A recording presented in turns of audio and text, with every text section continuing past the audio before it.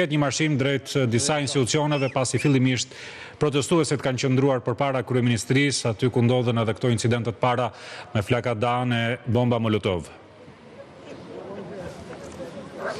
Po, lufton në këto momente ne jemi pranë bashkisë së Tiranës dhe qytetarët janë duke vijuar rrugën, por ende nuk është e qartë nga drejtuesit e themi të këtij tubimi se ku do të jetë destinacioni i radhës, por thjesht tashmë jemi duke ecur pranë bashkisë së Tiranës, do të shikojmë nëse do të jetë parlamenti apo i cili do të jetë destinacioni i radhës dhe nëse do të ketë një ndalesë nga ana e protestuesve. Në këto momente përveç momentit ku pati përplasje themi ose Molotov dhe gaz locilës nga ana e autoriteteve dhe Molotov nga ana e protestuesve. Në këto momente situata është e qetë, marshimi i vijon i qetë, nuk ka patur hedhje të Molotovëve gjatë këtij marshimi, por qytetarët janë thjesht duke ecur dhe duke bërë thirrje kundër qeverisë Rama dhe sigurisht duke bërë thirrje Ramaik dhe duke thirrë emrin e zotit Berisha.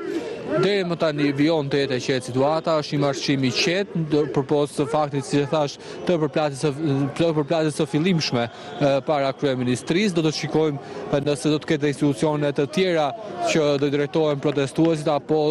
thjesht do të jetë një parakalim, le të themi, në disa nga rrugët duket se te kaluar Ministrinë e Brendshme tani paktën nga këto pamje që ne po shohim, ka më pak forca policie të dislokuara, por gjithsesi ka një kordon policie tek Ministria e Brendshme, duket se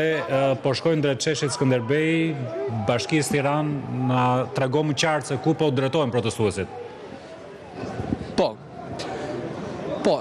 zoti Berisha aktualisht ndodhet pikërisht tek Ministria e Brendshme, pra sapo e kemi te kaluar, ndërkohë që maja, le të themi, koka e tubimit ndodhet tek Bashkia e Tiranës, pasi zoti Berisha ndodhet mes protestuesve. Por është e paqartë për ta thënë me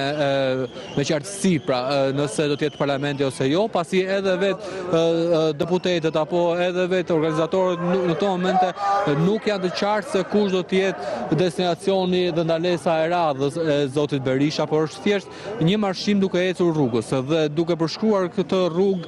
dhe duke përshkruar edhe institucionet me radhë. Ku në momentin që zoti Berisha do të kërkojë ndalesë në institucione të caktuara që për Partinë Demokratike janë etiketuar si institucionet më të korruptuara të qeverisë Rama, apo që Partia Demokratike ka patur kritika siç ka qenë parlamenti, do të ketë ndalesa dhe do të presim se nëse zoti Berisha do të ketë prononcime dhe do të presim se do të ketë apo jo incidente nga ana e protestuesve me punonjësit e policisë, ku siç e the edhe ti, punonjësit e policisë kanë marrë masa dhe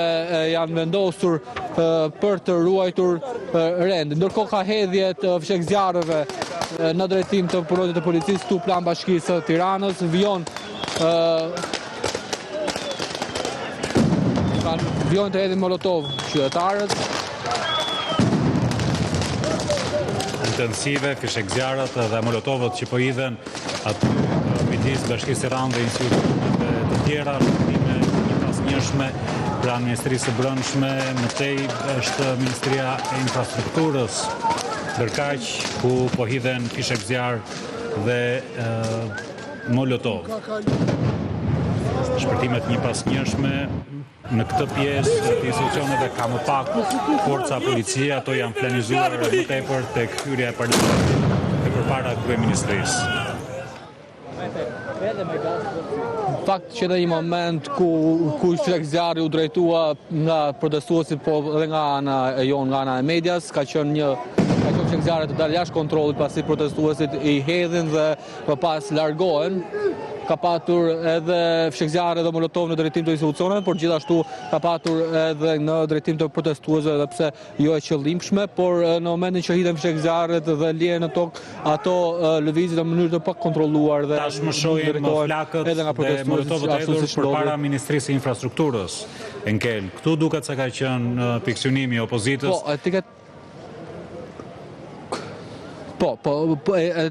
Ministria e Infrastrukturës, e cila sigurisht etiketohet si ndër më korruptuara, në këto momente kemi një devijim, le të themi, të këtij marshimi, duket se tashmë jemi duke u futur në sheshin Skënderbej, por ku fare pranë ndodhet edhe selia e Partisë Socialiste. Do të shikojmë nëse Partia Socialiste do të jetë një nga objektivat e këtij marrëqimi apo jo. Ndonë se duhet thënë që disa javë më parë zoti Berisha kishte paralajmëruar që selja e Partisë Demokratike mund të ishte një nga Partia Socialiste mund të ishte një nga objektivat e protestës, por në këto momente jemi thjesht duke parakaluar tek rrugë, pra në sheshi Skënderbej, ku duket se të shtyre dhe nga punonjësit e policisë të cilët ishin nga gatishmëri edhe qëndronin pranë institucioneve, ka ndryshuar të themi kyjtin e rar, po do të presim kush do të jetë destinacioni. Pasi e kemi raportuar, gjithmonë këto tubime marrëqim janë edhe të paparashikueshme, pasi është zoti Berisha i cili vendos në momente të fundit se për ku do të drejtohen protestuesit.